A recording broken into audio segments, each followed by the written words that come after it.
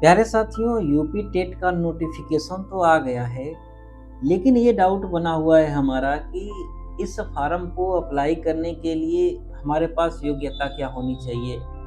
क्या हमारे पास बीएड होना चाहिए या फिर बीटीसी होनी चाहिए या फिर ग्रेजुएशन होना चाहिए? ग्रेजुएशन में कितने परसेंट मार्क्स होने चाहिए? या फिर ये इस एग्ज़ाम को जब हम देने जाएँगे तो उसमें किस तरीके से क्वेश्चंस पूछे जाएँगे? क्या उसमें नेगेटिव मार्किंग होगा कि नहीं होगा? हम इस कैटेगरी से बिलॉन्ग करते हैं तो हमें पास करने के लिए कितने नंबर चाहिए होंगे? हम पास हो जाएँगे इसको तो ये जो प्रमाण पत्र मिलेगा ये कितने समय तक वैलिड रहेगा? ये सारी चीज़ें इस नोटिफ़िकेशन में दी गई हैं और यहीं से मैं सारी चीज़ें आपको बताने वाला हूँ एक-एक करके। तो बड़े ही ध्यान से आप देखिएगा। ये जो आप सामने देख रहे हैं ये उत्तर प्रदेश सरकार ने प्रयागराज से ये नोटिफ़िकेशन जारी किया हुआ है यूपी टेट के लिए। इसमें आप देखोगे तो सबसे पहला जो पॉइंट दिया गया है इसमें वो तिथि को लेकर के, समय को लेकर के दिया गया है। ये जो यूपी टेट का एग्ज़ाम होगा, इसकी तिथि घोषित हो चुकी है कि ये जुलाई के महीने में 2 तारीख को, 3 तारीख को और 4 तारीख को ये एग्ज़ाम होने वाला है 2026 में। इसको अप्लाई करने के लिए आपके पास 1 महीने का समय दिया गया है। आप 27 मार्च से लेकर के 26 अप्रैल तक इस फ़ॉर्म को अप्लाई कर सकते हैं। अप्लाई करने में कोई गलती हो गई है तो आप 1 मई 2026 तक इसमें संशोधन भी कर सकते हैं। आपको 22 जून को बता दिया जाएगा कि आपका सेंटर किस शहर में पड़ा हुआ है। ये आपको 22 जून को बता दिया जाएगा और 30 जून को आपके हाथ में आपका एडमिट कार्ड दे दिया जाएगा, जिसको ले करके आप अपने एग्जामिनेशन सेंटर पर जाएंगे एग्ज़ाम देने के लिए। ये पहली बात इसमें बताई गई है। दूसरी इसमें महत्वपूर्ण जो बात है वो शुल्क को लेकर के है, फीस को लेकर के, कि आप प्राइमरी के लिए अगर एग्ज़ाम देना चाहते हैं और सामान्य कैटेगरी से, ईडब्ल्यूएस से या फिर पिछड़े वर्ग से हैं ओबीसी से, तो आपको 1000 रुपये देने पड़ेंगे पेपर फर्स्ट के लिए, प्राइमरी के लिए, और मिडिल के लिए भी 1000 रुपये देने पड़ेंगे। अगर दोनों पेपर के लिए आप अप्लाई करना चाहते हैं, पेपर फर्स्ट और पेपर सेकेंड, तो एक हज़ार रुपये आपको देने पड़ेंगे। अगर आप अनुसूचित जाति से आते हैं, एससी से या फिर एसटी से, तो आपको फर्स्ट पेपर के लिए 500 रुपये और सेकंड पेपर के लिए 500 रुपये देने पड़ेंगे, और दिव्यांग है तो आपसे 300 रुपये लिए जाएंगे। ये दूसरी महत्वपूर्ण बात है। तीसरी बात इसमें ये बताई गई है कि आप कक्षा 1 से 5 के लिए अगर टेट का फॉर्म अप्लाई करना चाहते हैं तो इसके लिए आपके पास योग्यता के तौर पर आपको स्नातक पास होना चाहिए। मतलब आपके पास आपकी ग्रेजुएशन की डिग्री होनी चाहिए। ग्रेजुएशन में आपका कितना परसेंटेज होगा ये इसमें कहीं पर भी नहीं लिखा गया है, मतलब कि इसमें कोई ग्रेजुएशन में परसेंटेज की मांग नहीं की गई है, इसलिए आप बिल्कुल श्योर रहें आपका कितना भी परसेंटेज हो वो चल जाएगा। लेकिन आपके पास 2 वर्ष का जो डीएलएड है, बीटीसी है, वो आपके पास होनी चाहिए। अगर आप अंतिम वर्ष में हैं, अर्थात चाहे आप 3rd सेमेस्टर में हैं या फिर 4th सेमेस्टर में या फिर पास कर चुके हैं, इन 3 कंडीशन में आप इस फॉर्म को अप्लाई कर सकते हैं। अगर फर्स्ट सेमेस्टर में हैं और सेकंड सेमेस्टर में हैं तो आपका ये मान्य नहीं होगा। इस बात को आप अच्छे से ध्यान रख लीजिएगा।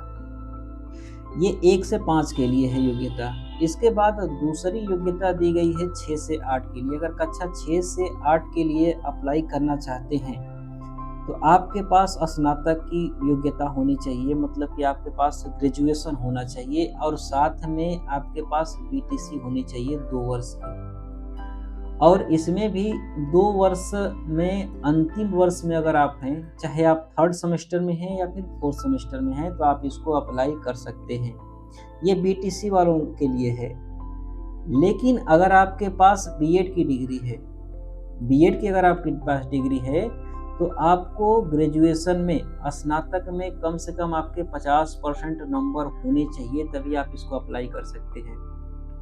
अगर 50% से कम है आपके ग्रेजुएशन में तो आप पेपर सेकंड के लिए अप्लाई नहीं कर सकते हैं बीएड के साथ में। समझ पा रहे हैं? और ये भी जो बीएड है ये 2 वर्षीय होना चाहिए, और 2 वर्ष में अगर आप अंतिम वर्ष में हैं, मतलब कि थर्ड सेमेस्टर में है या फिर फोर्थ सेमेस्टर में है, तो आप इसको अप्लाई कर सकते हैं। तो बिल्कुल यहाँ से क्लियर कर लीजिएगा, आपकी अगर आपके पास डीएलएड की डिग्री है, बीटीसी वाले हैं, तो आपको परसेंटेज से कोई लेना देना नहीं है कि आपका ग्रेजुएशन में कितना परसेंटेज है। लेकिन अगर आप बीएड धारक हैं तो आपके ग्रेजुएशन में 50% होना चाहिए। ये तीसरी बात हो गई। आगे चलते हैं, इसमें चौथी बात जो दी गई है, जो आगे चौथी बात इसमें दी गई है वो महत्वपूर्ण है कि इसमें जो एग्ज़ाम करवाया जाएगा उस एग्ज़ाम का पैटर्न क्या होगा। ये जो एग्ज़ाम का पैटर्न होगा इसमें आपसे कुल 150 अंक के 150 क्वेश्चंस पूछे जाएंगे, और जो ये 150 क्वेश्चंस होंगे ये 5 सब्जेक्टों से पूछे जाएंगे। ये कक्षा 1 से 5 के लिए है। 1 से 5 के लिए अगर आप दे रहे हैं तो बाल विकास से आपसे 30 क्वेश्चन पूछे जाएंगे, हिंदी से आपसे 30 क्वेश्चन पूछे जाएंगे, और दूसरी भाषा आपको चूज़ करनी होगी, चाहे आप अंग्रेजी चूज़ कर लें या फिर उर्दू चूज़ कर लें या फिर संस्कृत चूज़ कर लें। इससे आपसे 30 क्वेश्चन पूछा जाएगा, और इसके अलावा गणित से आपसे 30 क्वेश्चन पूछा जाएगा, और ईवीएस से पर्यावरण से आपसे 30 क्वेश्चन पूछा जाएगा। कुल मिलाकर के 150 क्वेश्चन आपसे पूछे जाएंगे, 150 नंबर की इसमें। इसके बाद आप आगे आओगे तो 8वीं के लिए, छठी से लेकर के 8वीं तक के लिए पैटर्न दिया गया है। इसमें भी आपसे 150 कुल क्वेश्चन पूछे जाएंगे, और 150 ये जो क्वेश्चन पूछे जाएंगे इसमें बाल विकास से आपसे 30 क्वेश्चन पूछे जाएंगे, हिंदी से आपसे 30 क्वेश्चन पूछे जाएंगे, और दूसरी भाषा इसमें भी आपको चूज करनी होगी। आप अंग्रेजी इसमें चूज करेंगे या फिर उर्दू चूज करेंगे या फिर संस्कृत चूज करेंगे। 3 भाषाएं आपको ऑप्शन में मिल जाएंगी। इससे 30 क्वेश्चन पूछा जाएगा। और 6 से 8 वाले में ये एक है कि जो चौथा भाग है इसमें या तो आपने ग्रेजुएशन में बीएससी कर रखा होगा या फिर बीए कर रखा होगा। अगर आपने बीए कर रखा होगा तो आपसे सामान्य अध्ययन से 60 क्वेश्चन पूछे जाएंगे, लेकिन अगर आपने बीएससी कर रखा होगा तो जो भी आपका सब्जेक्ट हो, मैथ या साइंस, उससे आपसे 60 क्वेश्चन पूछे जाएंगे। ये जो पेपर होगा यूपी टेट का, ये 2.5 घंटे का होने वाला है। कुल 150 मिनट आपको दिए जाएंगे 150 सवालों को सॉल्व करने के लिए, और ये जो सवाल होंगे ये पूरे के पूरे बहुविकल्पीय होंगे। मतलब कि एक सवाल होगा और उसके 4 ऑप्शन होंगे और एक ऑप्शन आपको चूज करना होगा। अगर आपने कोई गलत ऑप्शन चूज कर लिया है तो उसके लिए कोई नकारात्मक मूल्यांकन आपका नहीं होगा। मतलब कि इसमें कोई नेगेटिव मार्किंग नहीं है। अगर आपका सवाल गलत हो गया तो आपको 0 नंबर दिए जाएंगे, आपको नेगेटिव मार्किंग नहीं दिए जाएंगे। इससे आप एक बात समझ सकते हो कि आपको सारे के सारे ही क्वेश्चन करने हैं। 150 में से 150 क्वेश्चन करके आइए, क्योंकि अगर गलत होगा सवाल तो उसका मार्क 0 मिलने वाला है, वो नेगेटिव में आपका नहीं जाएगा। और हर एक सवाल के लिए आपको 1 नंबर दिया जाएगा। ये जो पेपर होगा ये आपको 2 भाषाओं में अवेलेबल होगा। आप चाहे तो हिंदी में दे सकते हैं, आप चाहे तो अंग्रेजी में दे सकते हैं, लेकिन एक शर्त है कि जो भाषा के प्रश्न होंगे, हिंदी के जो प्रश्न होंगे वो हिंदी में ही होंगे। अगर आप अंग्रेजी चूज करते हैं तो वो अंग्रेजी में ही होंगे, उर्दू चूज करेंगे तो उर्दू में ही होंगे, संस्कृत चूज करेंगे तो संस्कृत में ही होंगे। इसके लिए आपको अंग्रेजी में अवेलेबल नहीं कराया जा सकता है। इसके बाद जो अगला महत्वपूर्ण बिंदु है वो ये है कि अगर आप सामान्य वर्ग से बिलोंग करते हैं, जनरल कैटेगरी से आते हैं, तो ये जो 150 नंबर के क्वेश्चन होंगे इसमें आपको कम से कम क्वालिफाई करने के लिए 60% नंबर लाने अनिवार्य होंगे। अर्थात आपको 150 में से 90 नंबर पाने ही होंगे इस टेट के एग्जाम को क्वालिफाई करने के लिए, अगर आप जनरल कैटेगरी से आते हैं तो। लेकिन अगर आप अनुसूचित जाति से आते हैं, अनुसूचित जनजाति से आते हैं, सामान्य वर्ग से ओबीसी से आते हैं, ईडब्ल्यूएस से आते हैं या फिर स्वतंत्रता सेनानी के कैटेगरी में आते हैं, तो आपको 55% ही नंबर लाने होते हैं।